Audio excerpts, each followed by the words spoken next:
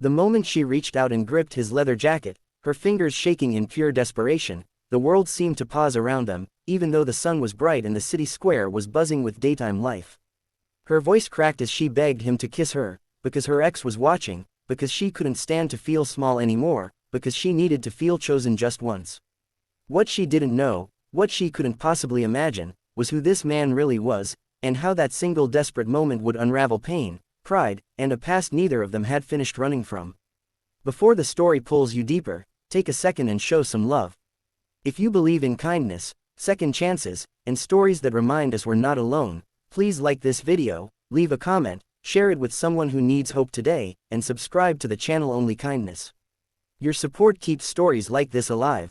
Her name was Maribel Cruz, and until that afternoon, she believed her life had settled into a quiet pattern of endurance. She was 29, worked long shifts at a downtown event planning company, and walked everywhere because it helped her think. The plaza she crossed that day was filled with light, cafe umbrellas, street musicians, and people who looked like they had somewhere important to be. Maribel was trying to convince herself she did too.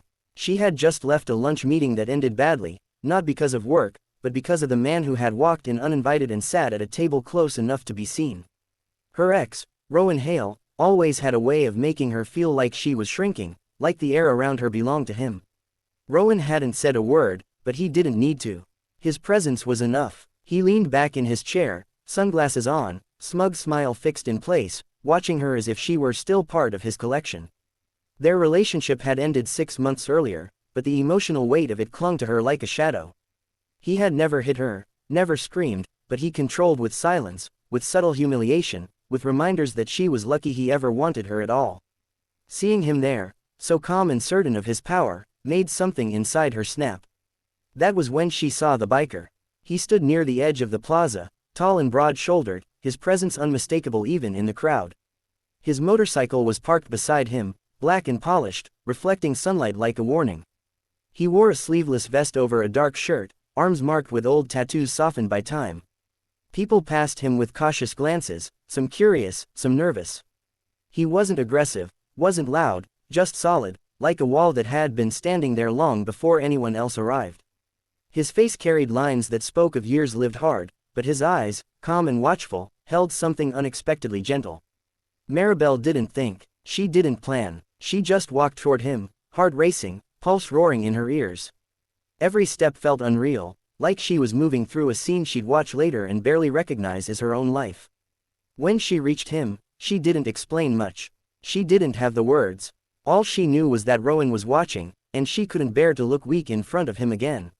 She needed a moment of safety, even if it was borrowed. She told the biker her ex was watching and begged him to kiss her, just once, just long enough to make it believable. She expected anger or laughter or rejection. What she got instead was silence and a steady gaze that seemed to look past her fear and straight into the part of her that was hurting.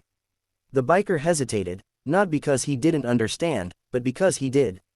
He could see the shame she was fighting, the courage it took to ask a stranger for something so intimate in the middle of the day. His name was Cade Mercer, though she didn't know that yet. He had spent most of his adult life riding with the Hells Angels, a name that carried weight and rumor wherever it was spoken. To some, it meant danger. To others, loyalty. To Cade, it meant brotherhood, mistakes, and lessons learned the hard way. He had been in town for a charity ride meeting, parked there waiting for a call, when this woman with trembling hands and desperate eyes stepped into his space. Cade didn't move right away. He looked past her briefly, saw the man watching from the cafe, saw the posture of ownership, the quiet cruelty in the way he stared.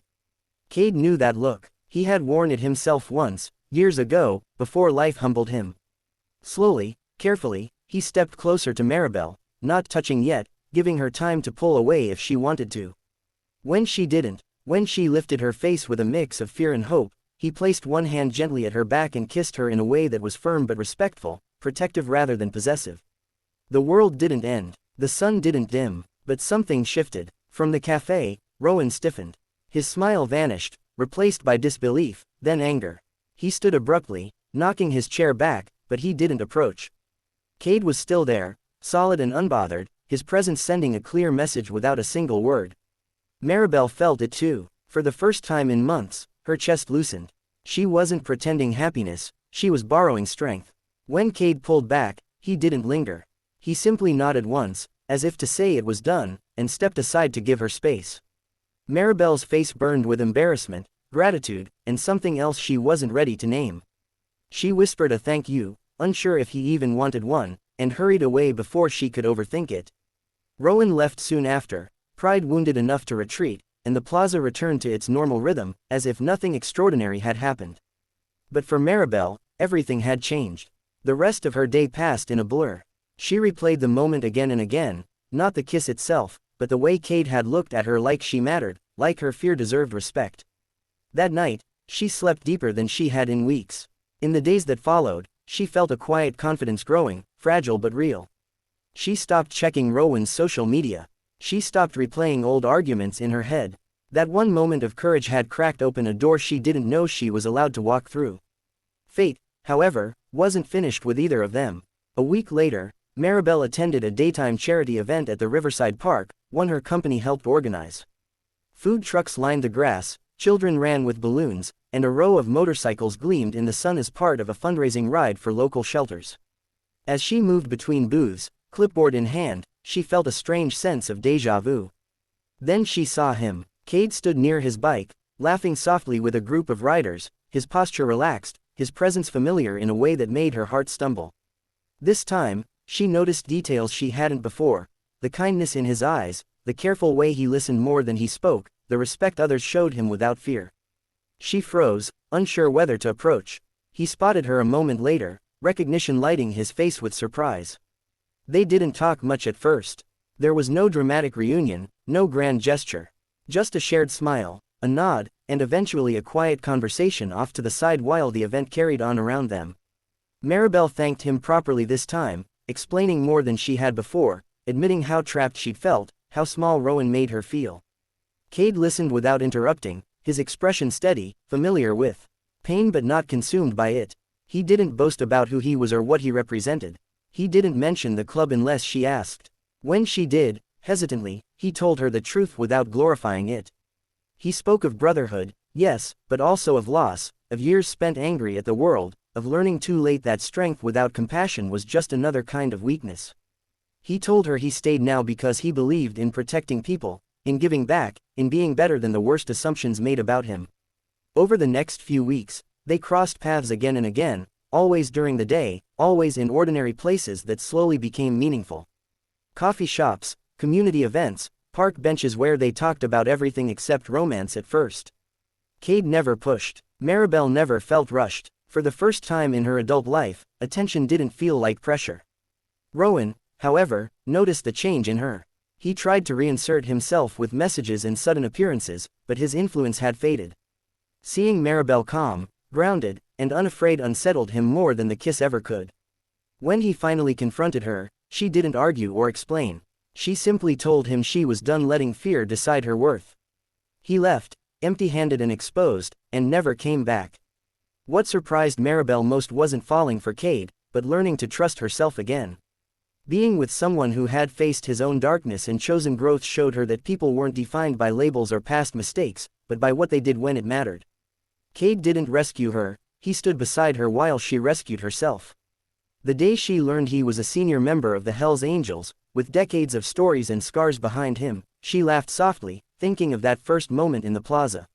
She had asked a stranger for safety and found a mirror of her own resilience instead.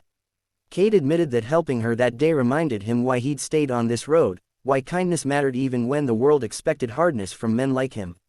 Their relationship grew slowly, built on daylight conversations, shared meals, and quiet support. There were no grand promises, just consistency. Cade showed up, Maribel spoke up. Together, they learned that love didn't have to be loud to be powerful. If this story is reaching you right now, if it's stirring something you recognize in your own heart, please take a moment to engage with this video. Like it, share it, and let us know in the comments if you've ever experienced a moment where a stranger's kindness changed your path. And before the ending, here's something special. Comment the word courage below if you believe one brave moment can change an entire life. On a sunny afternoon months later, Maribel and Cade stood in the same plaza where it all began. The cafes buzzed, the music played, and the world moved on, unaware of the quiet miracle that had started there. Maribel looked around. no longer afraid of who might be watching. Cade stood beside her, not as a shield, but as a partner. They didn't need to kiss this time. They simply walked forward together, knowing that sometimes the smallest acts of kindness, given freely in the daylight, can rewrite a story that once felt finished.